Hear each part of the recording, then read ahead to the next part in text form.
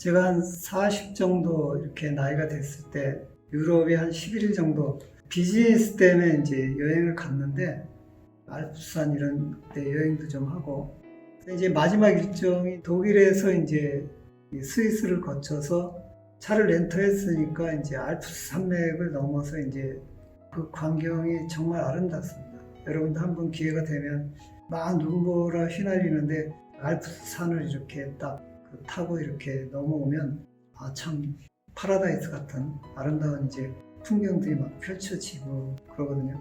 그래서 밀라노에서 이제 어쨌든 그렇게 해서 일을 다 보고 그다음 아침에 이제 한국으로 돌아오기 위해서 로마로 갔죠.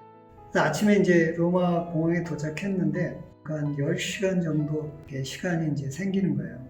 그래서 그곳에 있는 여행사에 전화해서 그쪽에 가이드하고 이제 차를 렌터해서 이제 여행을 하려고 하는데 가이드가 이제 자기가 한국인인데 로마 1호 집사라고 그러더라고요. 그래서 너무 반갑고 그래서 저도 기독교인이라고 이야기를 했더니 그러면 이제 성지순례 쪽으로 이제 방향을 잡는 건 어떠냐 그래서 너무 고맙더라고요. 그곳에 가서 큰 감명을 받았던 게 이제 카타콤. 지금까지도 항상 그 카타콤 때문에 내가 신앙생활 하는데 굉장히 많은 도움이 되고 기독교인들이 이 정도 위대했는가, 이 정도 담대했는가, 이 정도 사랑이 깊었는가 말로 이렇게 표현할 수 없는 그런 모습들을 카타콤 안에서 봤어요.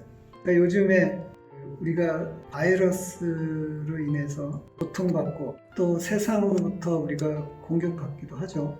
세상 마찬가지로 바이러스로 인해서 이제 고통스럽고 뭐 여러 가지 문제들이 많이 이제 발생이 되고 있는데 우리가 지금 이러한 상황 속에서 기독교인은 어떤 생활을 해야 되는가 우리가 카타콤을 보면 알 것 같아요.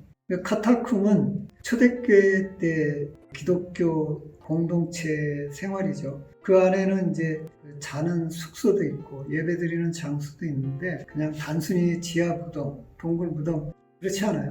카타콤은 꽤 길어요.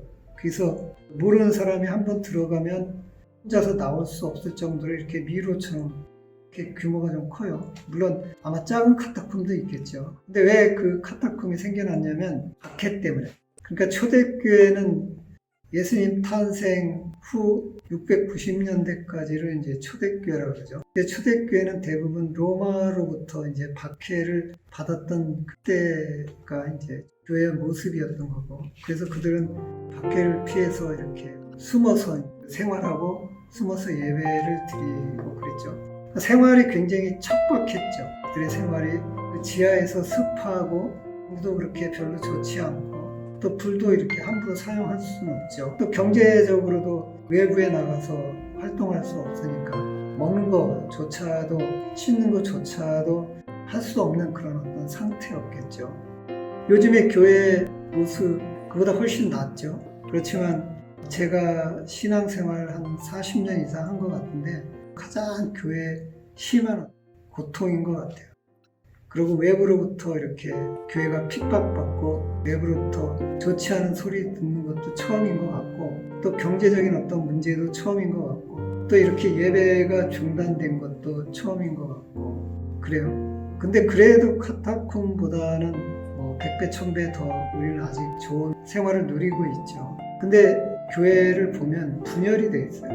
그 여러 가지 성경적인 이야기를 꺼내 들면서 예배는 생명이다. 그래서 예배를 드리지 않으면 우리 죽는 목숨이나 마찬가지이기 때문에 이 코로나 시대에도 예배를 드려야 된다. 이렇게 얘기하는 사람들이 있고 또 일부는 예배를 드리면 안 된다.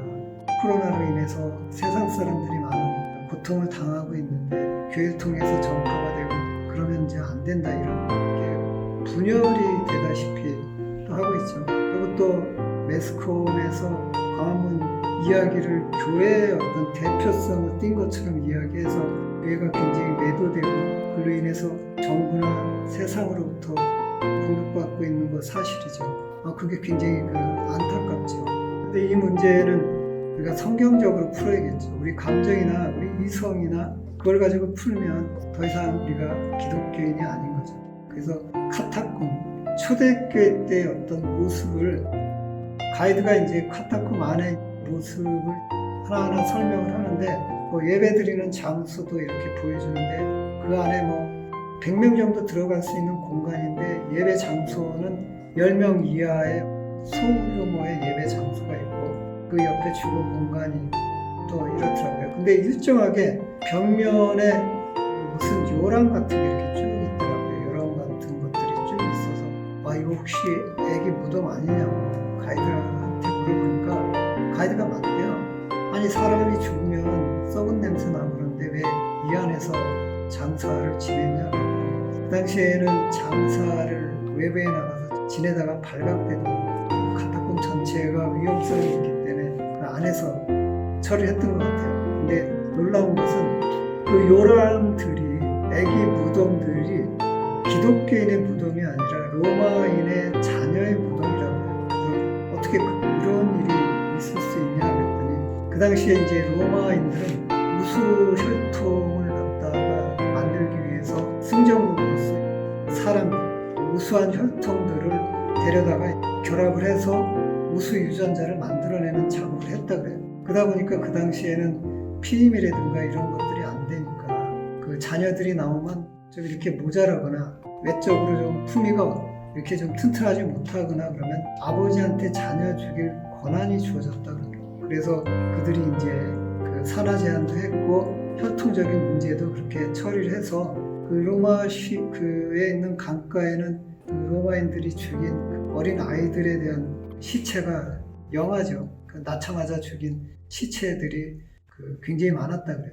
그러니까 이런 거죠. 로마인들은 사람을 단순히 어떤 혈통을 이어가는 육적인 관점에서 사람들을 보았던 거죠. 근데 이제 기독교인들, 지금의 우리의 모습으로는 상상할 수 없는 그런 어떤 이 마음을 가졌던 것 같아요. 진짜 예수님의 사랑을 품었던 것 같아요. 자기를 그 산채로 막 사자나 맹수한테 던져서 막 그 갈기갈기 찍혀서 죽게 만들고 산채로 막 불에 태워서 막 자기들을 죽인 그 로마인들의 자녀, 그럼 화나지 않을까요? 막 분노가 치밀어 오르지 않을까요?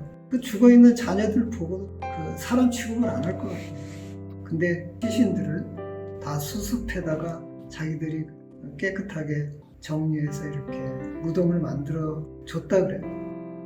기독교인들한테는 하나님이 만들어 놓은 형상 그대로 인격체가 있었던 거죠. 그래서 영혼을 봤던 거죠. 그 사람의 육신, 그 사람의 높음, 그 사람의 지, 그 사람의 가지고 있는 품격, 퀄리티를 본 게 아니라 그 사람 속에 있는 영혼, 하나님이 창조한 그 영혼을 본 거예요. 그래서 그 로마인들의 자녀이지만 그 영혼을 불쌍히 여겼던 거죠. 오늘날 우리가 바이러스 시대에 맞이해서 초대교회 교인들의 생활, 바퀴를 맞아가면서 이들이 사람을 소중한 영혼, 사랑해야 될 영혼으로 바라보고 원수의 자식들마저도 이들은 소중히 여겼다는 것.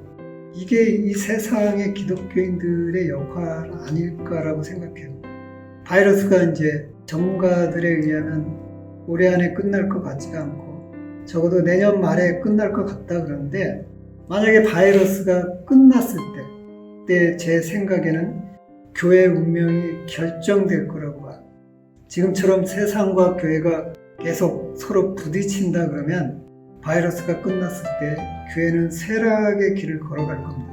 근데 지금 이 시점에서 정말 초대교회 교인들처럼 그 세상의 모든 사람들을 하나의 어떤 인격체, 하나의 소중한 영혼, 그 영혼으로 바라보는 그 눈을 가지고 그 마음을 가지고 그 사람들을 대할 때, 그게 바로 예배인 거예요. 그게 바로 하나님이 우리한테 원하시는 거예요. 그랬을 때 바이러스가 끝났을 때 교회는 세상으로부터 함께 갈 수 있는, 세상과 동행할 수 있는, 그래서 하나님의 복음을 증거할 수 있는 그런 틀이 우리에게 마련될 수 있는 거죠. 그러니까 지금 우리가 그리스도의 사랑, 그 하나님의 사랑, 교회의 본질, 그것을 회복하면 교회의 어떤 고난도 끝날 수 있고, 근데 우리가 계속해서 잘못된 모습, 자기의 어떤 주장과 자기의 어떤 생각과 이런 것들을 가지고 세상과 계속 분열을 한다 그러면 교회는 분명히 쇠락할 겁니다.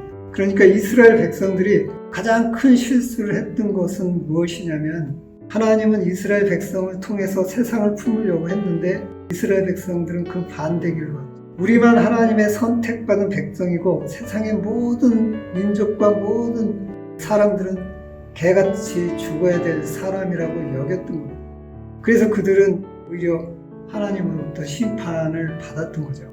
그러니까 진정한 예배라는 것은 우리가 세상을 품는 것, 그리고 세상과 함께 예배를 드리는 것이 진정한 예배인 것이죠. 우리끼리 모여서 교회 안에서 예배를 드리고 또 바이러스를 교회를 통해서 또 세상에 전파하는 것, 그거는 예배라고 할 수 없는 거죠. 우리는 복음을 전파해야 되는데 바이러스를 전파하는 건 그거는 잘못된 거죠.